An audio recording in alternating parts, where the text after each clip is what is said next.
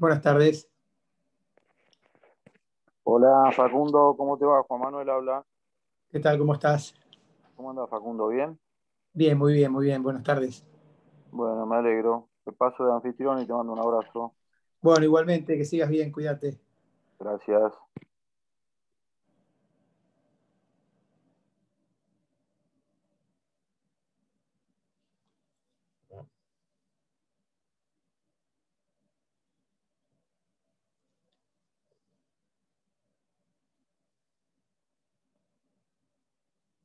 Hola, buenas tardes.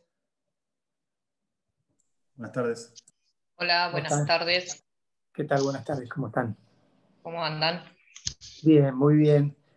Bueno, nos reencontramos hoy. Disculpas por la semana pasada, pero tuve una audiencia que se demoró, era virtual, pero se demoró más de lo que esperaba y se superpuso con el horario de clase.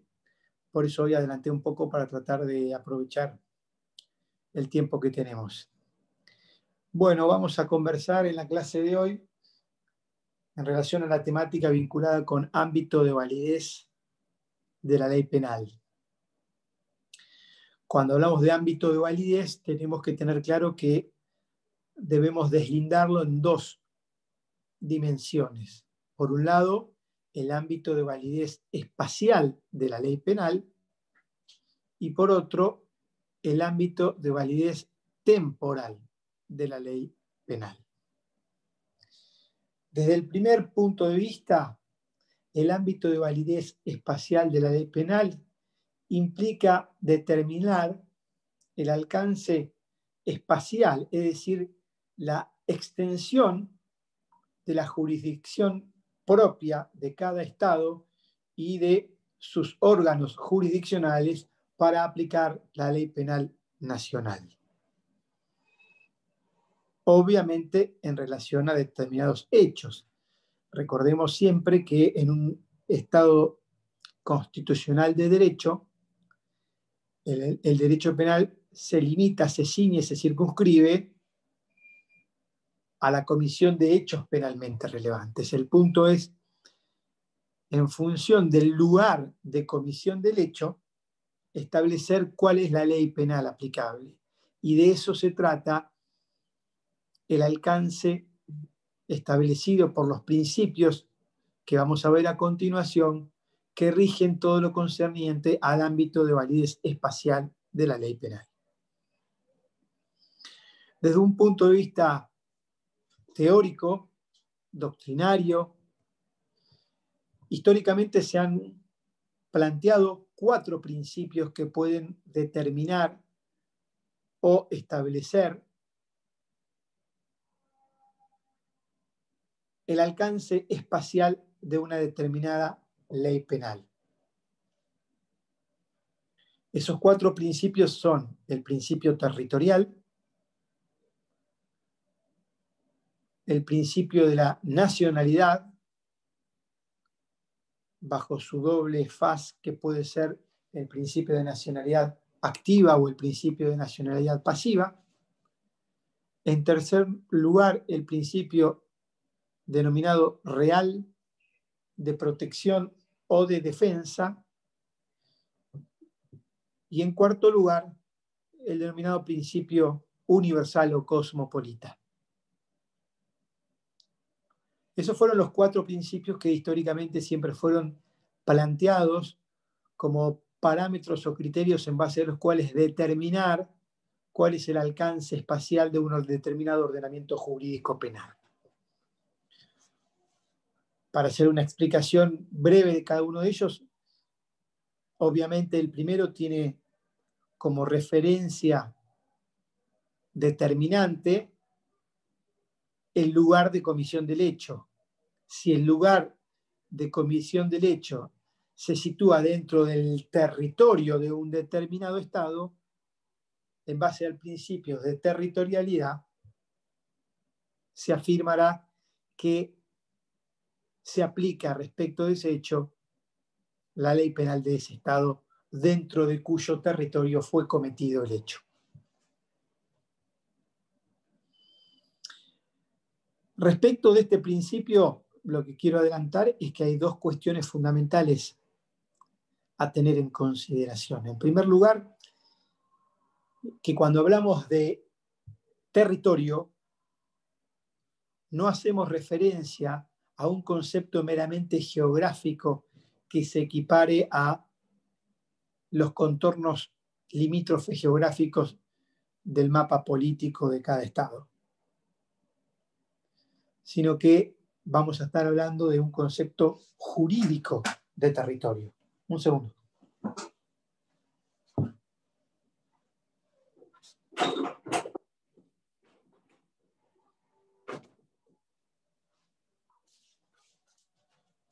Un concepto jurídico de territorio. Un concepto de territorio que viene del derecho internacional, pero que básicamente podemos caracterizarlo o definirlo al concepto de territorio al que estoy haciendo referencia como aquel que se extiende a todos los lugares sobre los que un determinado estado ejerce su jurisdicción. Y por tanto, por ejemplo, dentro de este concepto jurídico de territorio vamos a poder considerar las embajadas de un determinado estado que políticamente están dentro de un territorio geográfico de otro estado. Pero desde un punto de vista del derecho internacional, el espacio interior que ocupa una embajada forma parte del concepto territorio del estado al que esa embajada representa. Lo mismo sucede con las naves y aeronaves de pabellón de un determinado estado que estén sobrevolando el espacio aéreo o navegando el mar. Respecto de esas naves y aeronaves, se consideran por su pabellón que forman parte del territorio del estado al que pertenece ese pabellón de la nave o de la aeronave.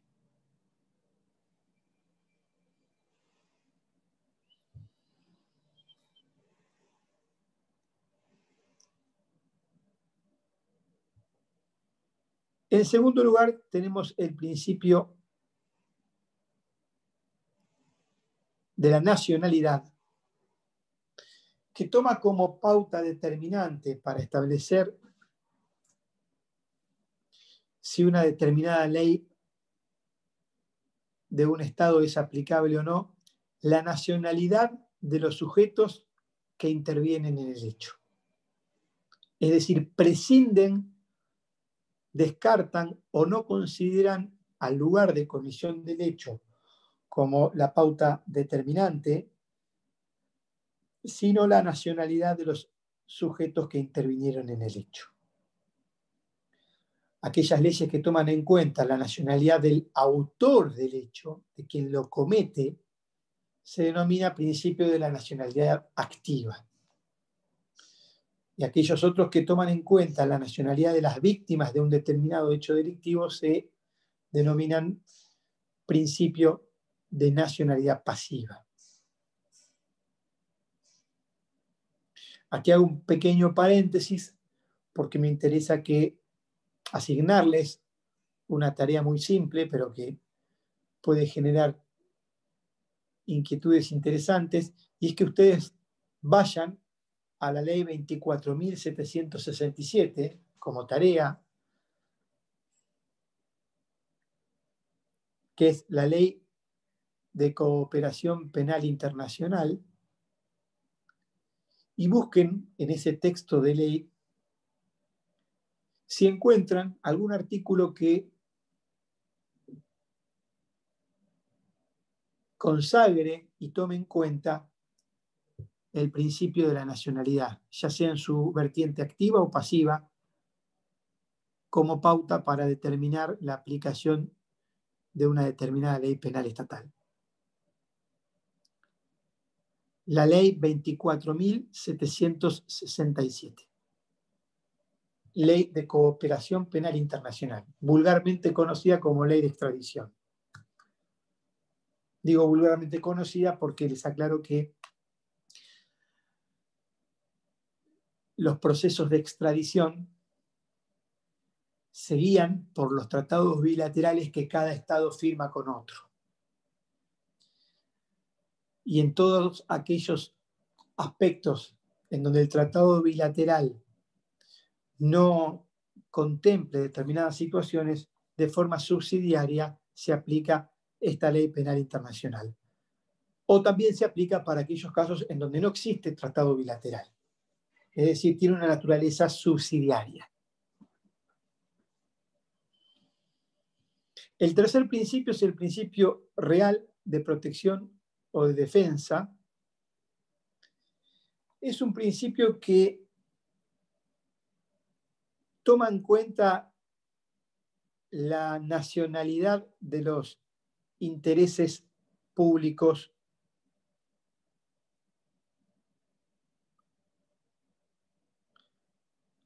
afectados por un determinado hecho.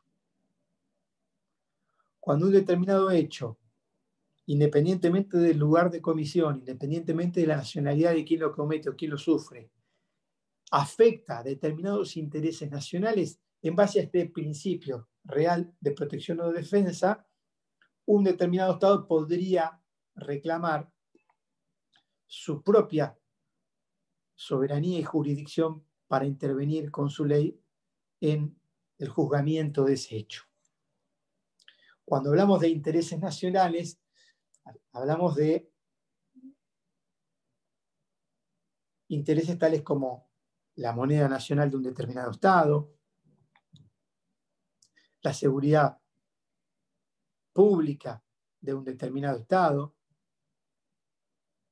Piensen ustedes en algún atentado contra un primer ministro, por ejemplo. Independientemente del lugar de comisión o de la nacionalidad del autor, por el interés público afectado por el hecho,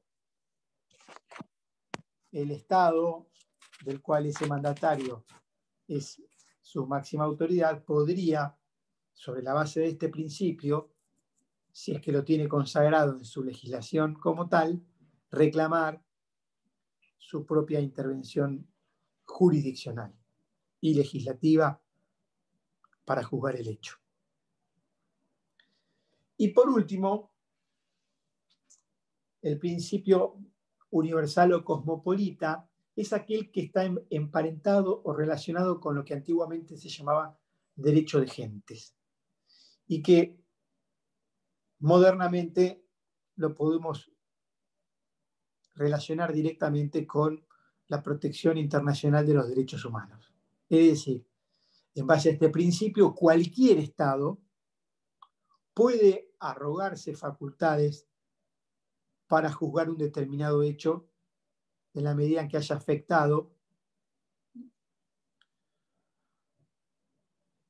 un interés que se pueda considerar universal o cosmopolita y que afecta independientemente de cada Estado a la naturaleza humana, como pueden ser los hechos que infringen los derechos humanos. Para citar acá un ejemplo histórico que ha sucedido, en base a este principio fue que un juez español, hace más de 20 años ya, Baltasar Garzón, reclamó la extradición del dictador chileno Pinochet para juzgarlo en España por la desaparición de ciudadanos tanto españoles como chilenos durante la dictadura que ejerció Pinochet en su país. El principio universal o cosmopolita en base a la afectación de los derechos humanos fue el fundamento que utilizó ese juez para legitimar la intervención de la justicia española en el juzgamiento de hechos que habían sido cometidos desde el punto de vista estrictamente territorial en el ámbito del Estado chileno.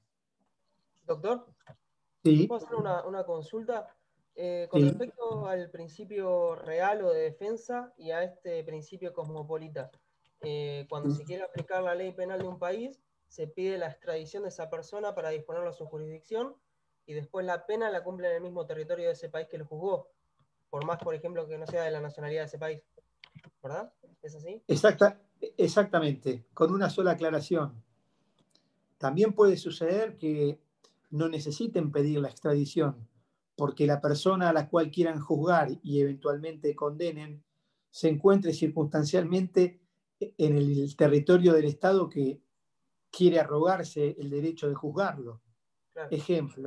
Ejemplo, si Pinochet hubiese estado de viaje en España, Baltasar Garzón hubiese librado una orden de detención y no un pedido de extradición.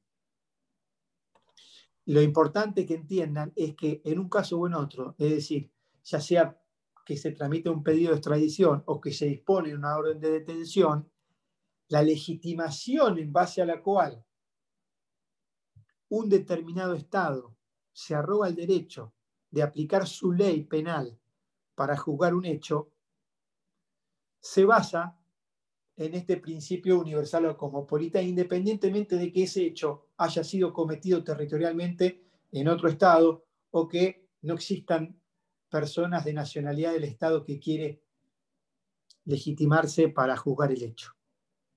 ¿Se entiende? Perfecto, doctor, gracias. No, de nada.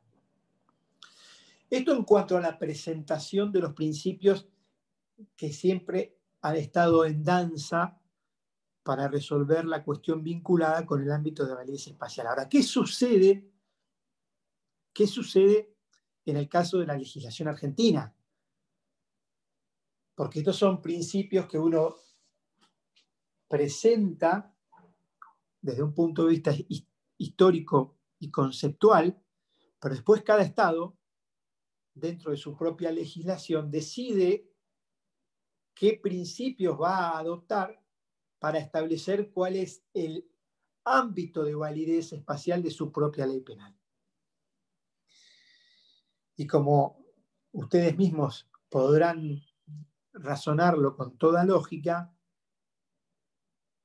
esta definición siempre está al comienzo de todos los códigos penales, porque lo primero que tiene que hacer una ley penal, un código penal, es determinar cuál es su ámbito espacial de aplicación, y para eso tiene que consagrar uno de estos principios como el principio rector en base al cual determina su alcance espacial.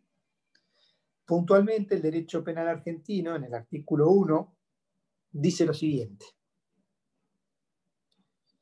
Este código se aplicará, 1, por delitos cometidos o cuyos efectos deban producirse en el territorio de la nación argentina o en los lugares sometidos a su jurisdicción.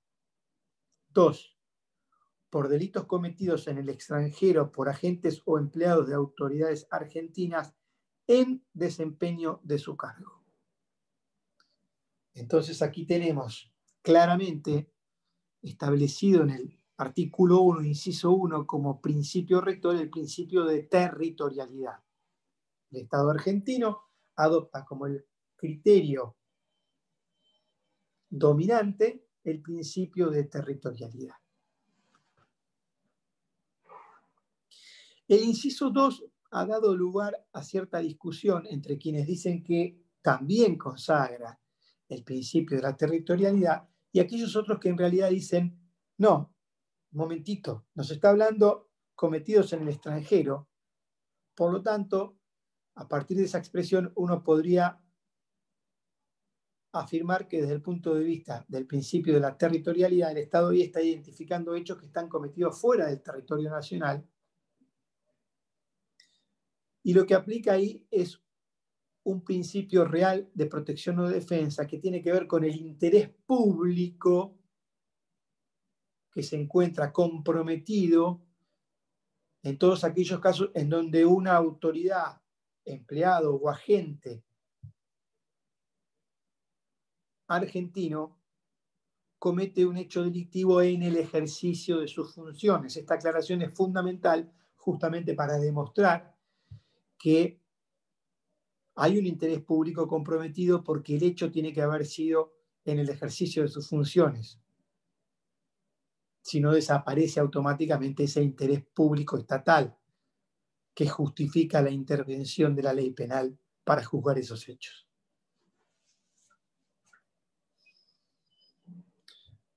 No obstante que este es el principio dominante, el principio rector en el ordenamiento jurídico argentino, repito, el principio de territorialidad, que toma en cuenta el lugar de comisión del hecho, si el hecho es cometido dentro del territorio, con el alcance que acabamos de explicar, el alcance de concepto jurídico de territorio, pues entonces será la ley penal argentina la que deba aplicarse para regir ese hecho. Sin embargo, hay, como les adelanté hace un rato, en la ley 24767 alguna excepción a este principio general que no lo voy a adelantar en detalle porque quiero que ustedes mismos lo descubran indagando en el texto de la ley 24767. Sí me interesa, porque suele ser pasado por alto, sí me interesa que complementariamente a lo que establece el artículo 1 del Código Penal, tengan en cuenta lo que establece la ley 17.285, que es el Código Aeronáutico, que regula la ley aplicable, la jurisdicción y la competencia en relación a los hechos ocurridos o realizados en aeronaves privadas o públicas, ya sea que estén sobrevolando el territorio nacional o que estén sobrevolando aguas jurisdiccionales internacionales, pero tengan el pabellón nacional. Por eso los invito a que ustedes lean los artículos 199, 200 y 201 de la ley 17.285, que repito es el Código Aeronáutico, y van a poder advertir cómo deslinda situaciones el Código Aeronáutico para determinar los casos en donde la ley penal argentina es la que se aplica a los hechos cometidos bajo esas circunstancias que especifican esos 3 artículos. Lo último que me interesa dejar en claro es que cuando un Estado quiere aplicar su propia ley penal, su propia jurisdicción, en base al principio universal o cosmopolita, es porque está reconociendo una eficacia extraterritorial absoluta por parte de su ley para intervenir en esos hechos que pueden constituir delitos de lesa humanidad, por ejemplo. Es decir, en base a este principio no interesa la territorialidad, el ámbito territorial donde haya sido cometido el hecho. Ahí un compañero me pregunta en una consulta escrita qué tipo de ley, qué artículos son los que acabo de mencionar, lo voy a reiterar. Ley 17.285, Código Aeronáutico, artículos 199, 200 y 201. Por supuesto que esa ley es una ley originaria, después el código sufrió muchísimas modificaciones.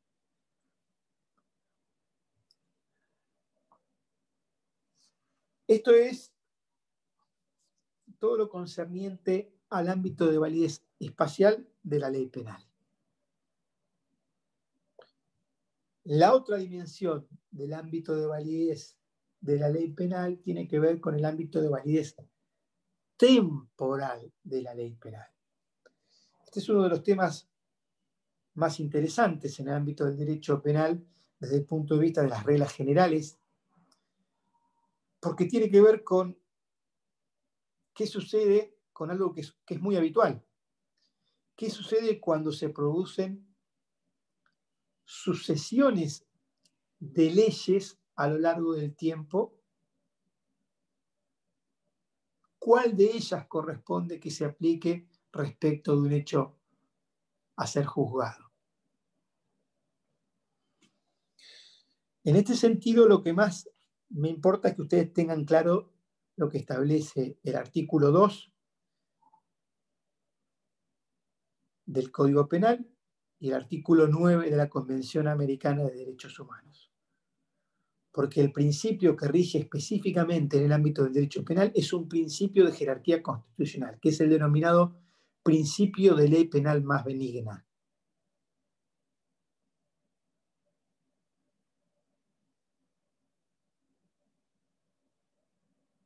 Ya no rige el principio tradicional del derecho civil,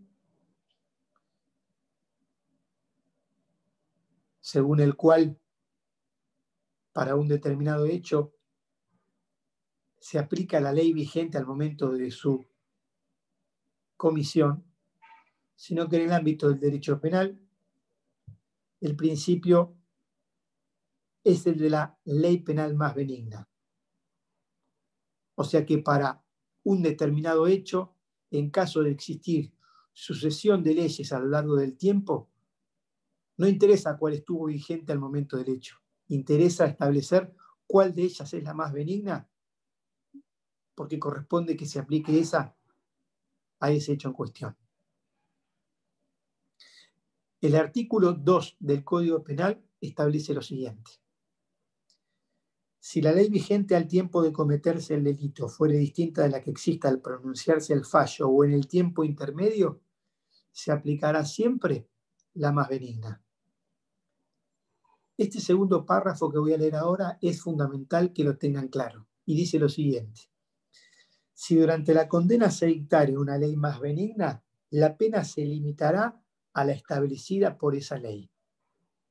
En todos los casos del presente artículo, los efectos de la nueva ley se operarán de pleno derecho. Es decir, que lo que el artículo 2 nos está diciendo aquí es que la sucesión de leyes temporales se toma en consideración, obviamente, desde la fecha de comisión del hecho hasta la extinción de la pena.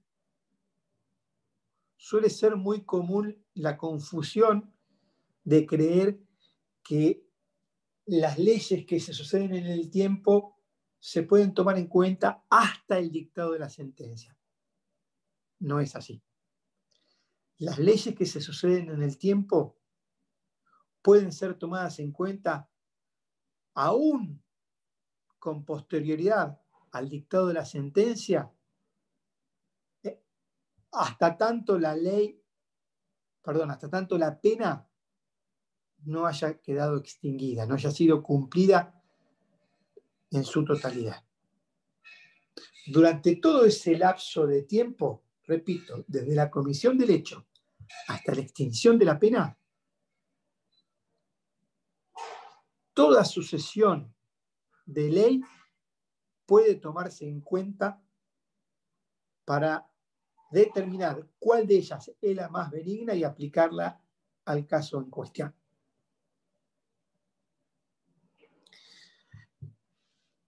En los últimos años es muy habitual que este tipo de situaciones se den en relación a las leyes penales tributarias. Las leyes penales tributarias son aquellas que tutelan la hacienda pública como bien jurídico protegido, y hablando vulgarmente, es aquella ley que establece cuáles son los delitos tributarios o que afectan al régimen de la seguridad social. El punto interesante es que dentro de esa ley se establecen delitos básicos y delitos agravados.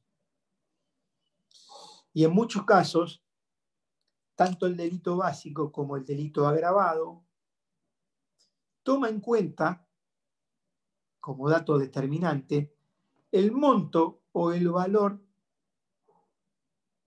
del impuesto evadido o de la carga social evadida u omitida de ser pagada.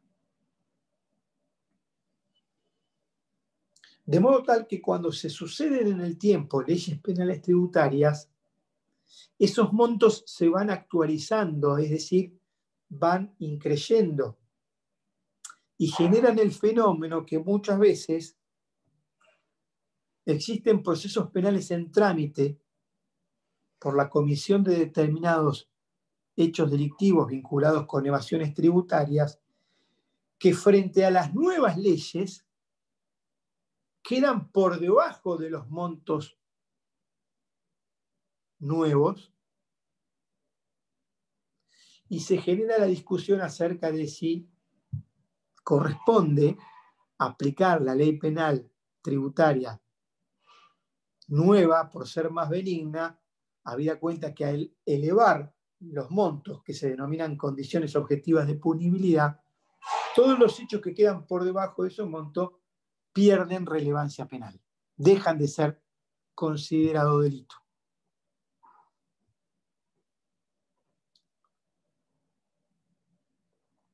Este ejemplo que les traigo a colación lo hago porque en los últimos 15 años hubo no menos de 2 o 3 modificaciones a la ley penal tributaria. Es una discusión que desde hace 15 años se viene dando permanentemente. Pero para la clase de hoy lo interesante es que ustedes capten la esencia del concepto, que es, por un lado, que la sucesión temporal de leyes se puede tomar en cuenta desde la comisión del hecho hasta que se extingue la pena. Y en segundo lugar, que la mayor benignidad de una ley se tiene que establecer en función del caso concreto. Es decir, ¿qué efecto puede tener la ley A o la ley B o la ley C en relación a un determinado hecho? Analizado particularmente, recién allí se podrá afirmar cuál de esas 3 leyes es más benigna en relación a ese hecho. Y esa será la ley que corresponde aplicar.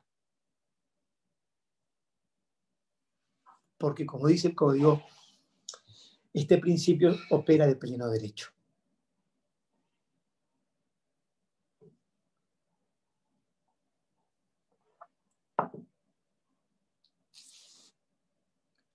Ley penal más benigna es hoy una garantía con jerarquía constitucional. Dejó de ser un principio legal, como lo era hasta el año 94, porque solo estaba contemplado en el artículo 2 del Código Penal, y pasó a revestir jerarquía constitucional por su incorporación a través de la reforma constitucional, al estar contemplado como tal en el artículo 9 de la Convención Americana de Derechos Humanos. De modo que, para poder modificar este principio de ley penal más benigna, habría que incurrir en una reforma constitucional.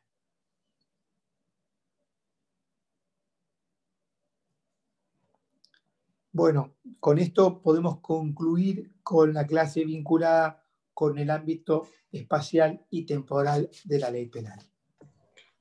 Una duda, profe. Sí.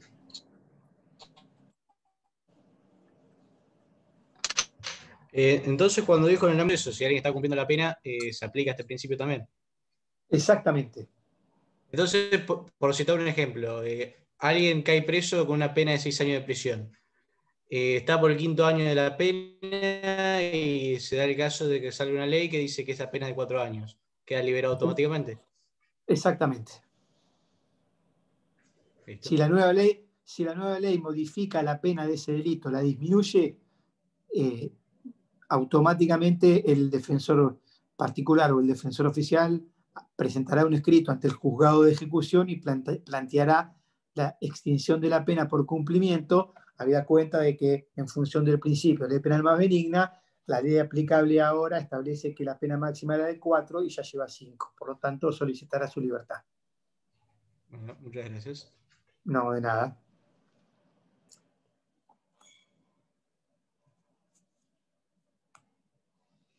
¿Alguien tiene alguna otra pregunta?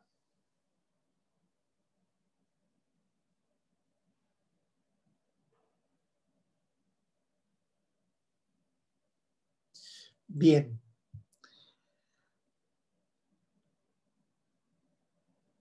Quería aprovechar el tiempo que nos queda para hacer mención a la caracterización del concepto de acción, porque según el cronograma era una temática que teníamos que tratar en el día de hoy. El tema que acabo de dar era de la clase pasada.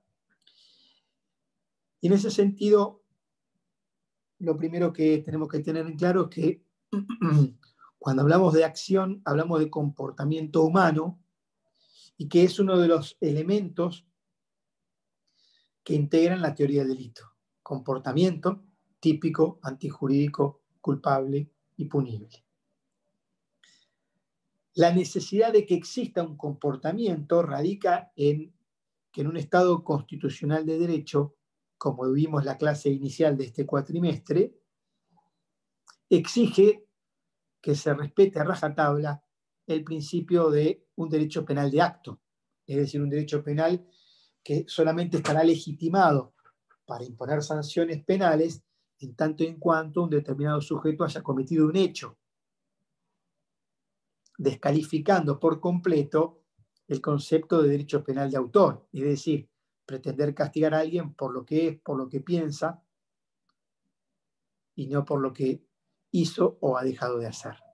Entonces, el derecho penal de acto está estrictamente vinculado con la necesidad de que exista un comportamiento humano exteriorizado como elemento básico del concepto de delito para poder legitimar la intervención del derecho penal.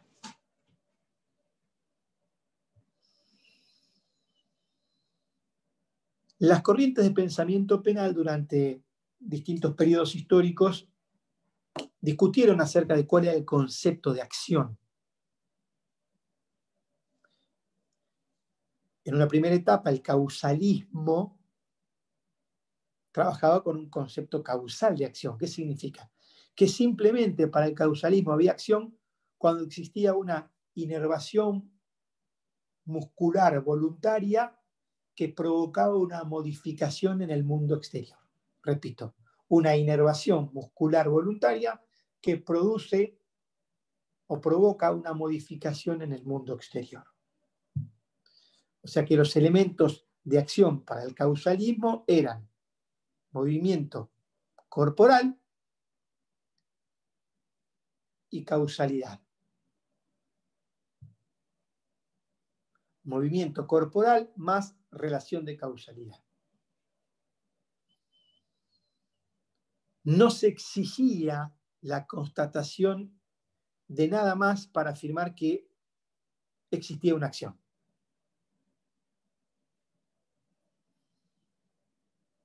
A partir de la década de 1930, el finalismo pone en crisis, en jaque, y prontamente termina superando este concepto causal de acción por un concepto final de acción. Para Hans Belzer, que fue tal vez el más conspicuo y destacado de los finalistas, afirmaba que no podía entenderse la acción penalmente relevante sin tomar en consideración la estructura ontológica de la acción humana, es decir, la naturaleza del comportamiento humano en sentido natural.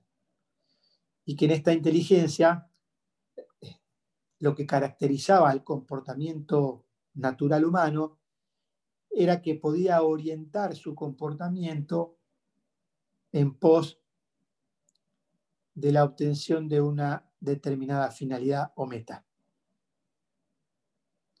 Por eso se habla de un comportamiento final, porque todo comportamiento humano tiene en su propia naturaleza, en su propia esencia, la capacidad de orientar su proceder en procura de una determinada finalidad. La acción humana es vidente, decía Belzer. Para el causalismo, la acción humana era ciega, porque no tenía lugar ninguna consideración acerca de qué procuraba el ser humano cuando actuaba. Para el finalismo es inseparable, es inescindible una acción humana y la finalidad que se procura con esa acción humana. Por eso el finalismo provoca lo que hemos visto un par de clases atrás, esa modificación en la ubicación sistemática del dolo y la culpa, que para el causalismo estaba en la culpabilidad, para el finalismo debe formar parte de la tipicidad,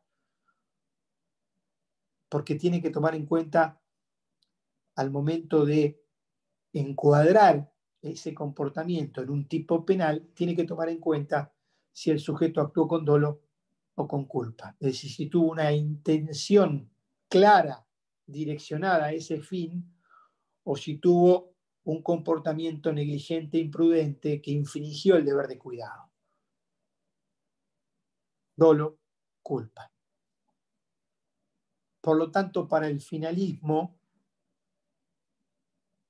el concepto de acción final incorporaba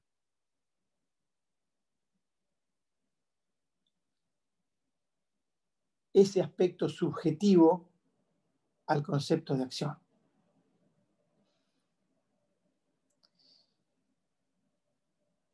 Y no podemos dejar de mencionar también un concepto de acción que algunos autores denominaron concepto social de acción, como por ejemplo el profesor Hans Heydrich Jesek, en base al cual lo que interesa para poder afirmar que una acción es penalmente relevante es valorarla en su sentido social. Este concepto social de acción permite equiparar dentro del concepto de acción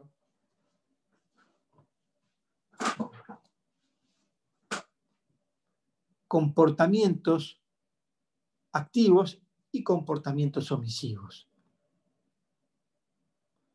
Actuar u omitir, en principio, desde el punto de vista ontológico, son distintos, pero desde el punto de vista valorativo a los efectos de la relevancia penal, dice Jesek, pueden ser equiparados bajo un concepto social de acción.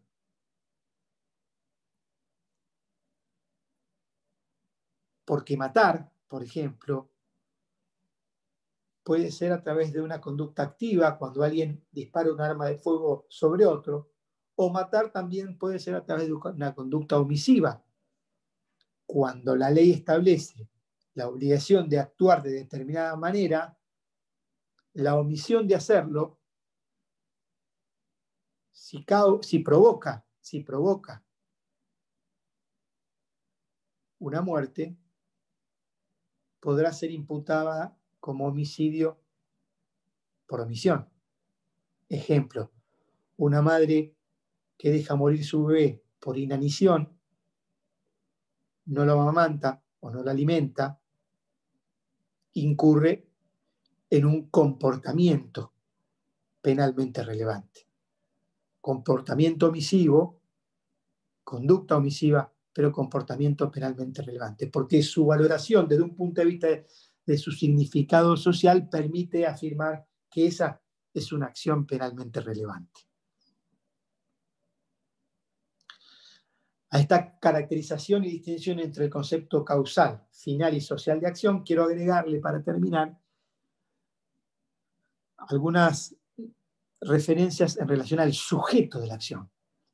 Histórica y tradicionalmente en el derecho penal solamente podía ser sujeto de acción las personas físicas. Siempre estuvo vigente en el derecho penal argentino la máxima latina que establecía societas delinquere non potest, es decir, las personas jurídicas no pueden delinquir. Por una innumerable serie de argumentos, son muy, pero muy interesantes las notas de Vélez Sarsfield en el Código Civil al respecto, Código Civil original. Son muy, muy interesantes las notas de Vélez Sarsfield al respecto porque incurren en consideraciones del derecho penal también. Lo cierto es que no existía la responsabilidad penal de la persona jurídica. Solamente existía la responsabilidad penal de la persona física. Esto comenzó a cambiar, sobre todo, a partir de la incorporación de algunos artículos a la ley penal tributaria. La ley es la ley 24.769, y la última modificación incorporó ciertos artículos que establecen penas, sanciones, obviamente no la privación de libertad, otro tipo de sanciones, pero sanciones penales a las personas jurídicas. Por supuesto que en el ámbito de la doctrina y la dogmática sigue existiendo un montón de autores que resisten esta idea, porque dicen que la persona jurídica no tiene capacidad de acción, o porque dicen que la persona jurídica no tiene voluntad, o porque dicen que la persona jurídica no es capaz de culpabilidad. Existen una innumerable cantidad de argumentos. Lo cierto es que, a pesar de eso, el texto positivo de la ley argentina en lo que tiene que ver, por ejemplo, con la ley penal tributaria, se ha puesto en sintonía con las leyes penales más modernas que han reconocido la posibilidad de sancionar penalmente a las personas jurídicas, aunque con otra especie o clase de pena, más de tinte patrimonial o más vinculadas con la pena de inhabilitación. Y el repaso a la ley penal tributaria es la segunda tarea, porque es una ley muy cortita, la segunda tarea que les doy para que podamos interactuar un poco la clase que viene. Entonces, tienen dos actividades muy breves, muy concretas, que es determinar en la ley 24.767, la ley de cooperación penal internacional, si algún artículo adopta alguno de los principios que se toman como referencia en lo que tiene que ver con el ámbito de validez espacial de la ley penal, y en ese caso, qué es lo que consagra ese artículo. Y la segunda tarea es reconocer en la ley 24.769, la ley penal tributaria, algún artículo en el que se establezcan sanciones para las personas jurídicas ante la comisión de algún hecho penalmente relevante en el ámbito del derecho tributario. Vamos a dejar acá la clase de hoy y quedo a disposición para cualquier inquietud que tengan. Doctor, Sí. yo tengo una duda con respecto a eso que mencionó. Obviamente tengo que leer la ley, pero no choca un poco con el principio del Código Civil, digamos, que plantea que no se puede dar la inoponibilidad de la persona jurídica en el caso de que los integrantes utilicen a la persona jurídica contrario a los fines por el que nació la persona jurídica, digamos. Sí, lo que pasa es que eso tiene más que ver con cuestiones de discusión del ámbito del derecho civil, pero no específicamente con el del derecho penal. Agrego a tu comentario que en la ley penal tributaria vas a ver un artículo, que este sí se los voy a mencionar para que lo puedan leer directamente, que es el artículo 14 de la ley penal tributaria, que establece una cláusula que es muy común en el derecho comparado, que es una cláusula denominada el actuar en nombre o en lugar del otro, que genera una cierta, entre comillas, transferencia o extensión de la responsabilidad penal de la persona jurídica hacia determinadas personas físicas que hayan intervenido en el hecho, y que ostenten determinados cargos dentro de la estructura organizativa de esa persona jurídica. Profesor, Sí. eso yo estoy cursando sociedades y eso lo vimos en la 26.994, la inoponibilidad. Es un caso de daños y perjuicios. Exactamente.